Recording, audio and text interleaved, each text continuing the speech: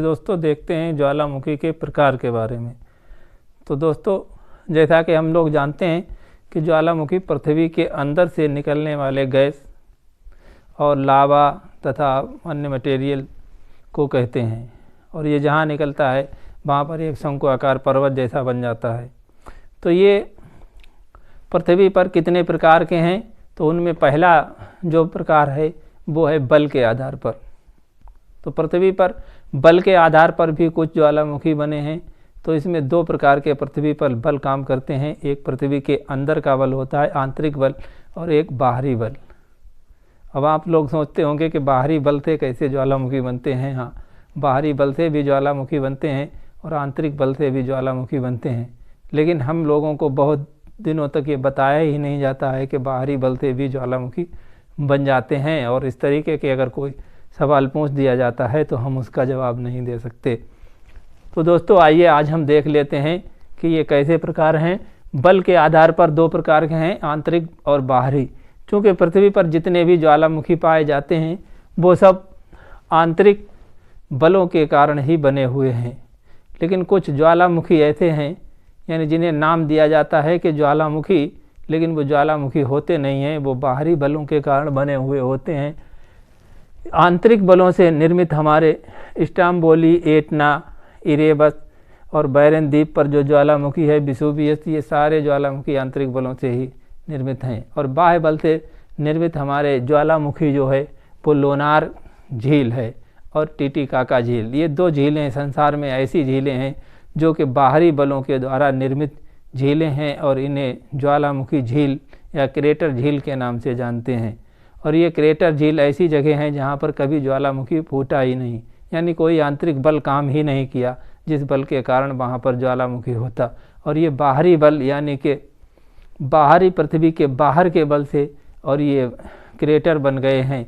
ये क्रेटर ऐसे बने कि पृथ्वी पर उल्कापिंडों की बारिश हुई और वहीं पर बहुत बड़ा उल्कापिंड जो गया और वो ज़मीन के नीचे धंस गया, और वहाँ पर एक क्रेटर जैसा आकृति बन गई, और उसी आकृति में जल भरकर वो क्रेटर झील के नाम से जानी जाती है। और उसे ज्वालामुखी झील भी लोग कहते हैं और उसे क्रेटर झील कहा जाता है। और वहीं सक्रियता के आधार पर ज्वालामुखी जो हैं वो तीन प्रकार के होते हैं। एक तो सक्रिय ज्वालामुखी, यानी जिन ज्वालामुखियों से मटेरियल निकल रहा है और बराबर निकलता रहता है, उसे सक्रिय ज्वालामुखी कहते हैं।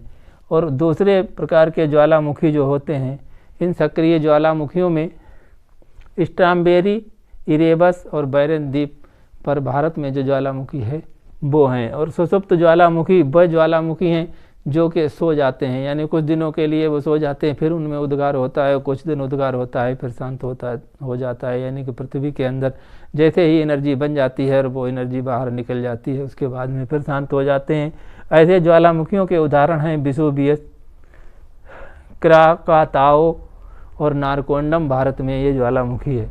और मृत ज्वालामुखी वह ज्वालामुखी हैं जो बहुत दिनों से जो है उद्गार हुआ ही नहीं है, ना ही कभी भविष्य में उनमें संभावना है होने की, और वो एकदम मृत प्राय से हो गए हैं। इनसे केनिया, किलिमंजारो और कोह सुल्तान ये ज्वालामुखी हैं। आगे आता है हमारा एक कुछ लावा के आधार पर, क्योंकि लावा भी हमारा कई तरीकों का पृथ्वी से निकलता है। उस लावा में अम्लीय और क्षारीय दो प्रकार के लावा होते हैं। तो जितना ही अम्लीय लावा होगा उतना ही गाढ़ा लावा होगा, और जितना क्षारीय लावा होगा उतना ही वो लावा जो है वो नरम होगा, यानी कि वो पतला लावा होगा।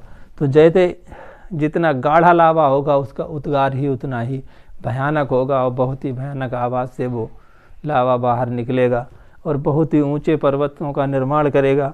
इसी में पिलियन तुल्य ज्वालामुखी हैं। उद्गार के अनुसार लावा के आधार पर ये पिलियन तुल्य ज्वालामुखी हैं। ये वह ज्वालामुखी हैं जो बहुत ही भयानक आवाज़ के साथ और बहुत ही तेज़ी से पृथ्वी से मटेरियल निकलता है, यानी कि लावा, गैस, डस्ट और ज्वालामुखी बम भी, ये सारे चीज़ें निकल कर और बहुत ऊंची चली जाती हैं। तो इन्हें पिलियन तुल्य ज्वालामुखी कहते हैं। दूसरे प्रकार के ज्वालामुखी जिनमें कि कम अम्लीयता होती है और उसमें क्षारीयता अधिक होती है, उन्हें बालकैनो तुल्य ज्वालामुखी कहते हैं। इनसे जो है बहुत ही तेज़ी से धुआं, गैस और लावा निकलता है। ये बहुत ऊंचाई तक ना जाकर कुछ ऊंचाई पर जाकर ही ये फैल जाता है और इसमें जो है एक जैसे बंद गोभी जैसी आकृति बन जाती है, गोभी फूल के जैसी आकृति बन के, और ये बहुत दूर तक फैल जाता है। दूसरा है स्टाम्बोली तुल्य, और ये स्टाम्बोली तुल्य उससे भी कम होता है, भयानक, और इसमें जो है वो कभी कभार ही आवाज़ जब लावा फंस जाता है या कोई बम, बड़ी ज्वालामुखी बम आकर फंस जाती है, तब जो है धड़ाका होता है और उसी तेज़ी से निकलता है, नहीं वरना तो ये धीरे धीरे ही निकलता रहता है। तीसरी और चौथी प्रकार का है हवायन तुल्य। हवायन तुल्य में बहुत ही क्षारीय लावा होता है और बहुत पतला लावा होता है और लावा निकल कर बहुत दूर तक फैल जाता है और कोई आवाज़ वगैरह नहीं करता है और ये जो है बहुत आसानी से निकलता है।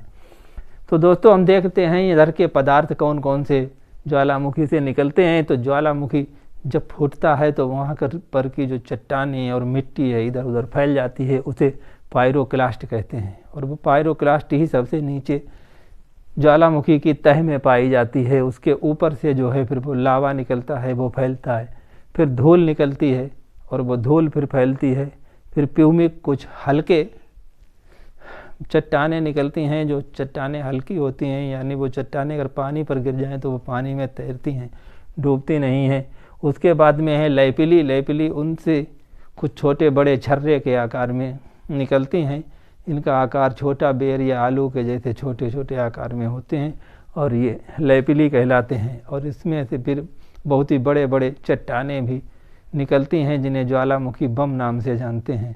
तो दोस्तों ये तो हमारा ज्वालामुखी से निकलने वाला मटेरियल था। अब आगे हम विश्व के मैप पर भी देखेंगे कि इन ज्वालामुखियों का विश्व वितरण कहाँ है। तो तब तक के लिए हमारे साथ जुड़े रहिए।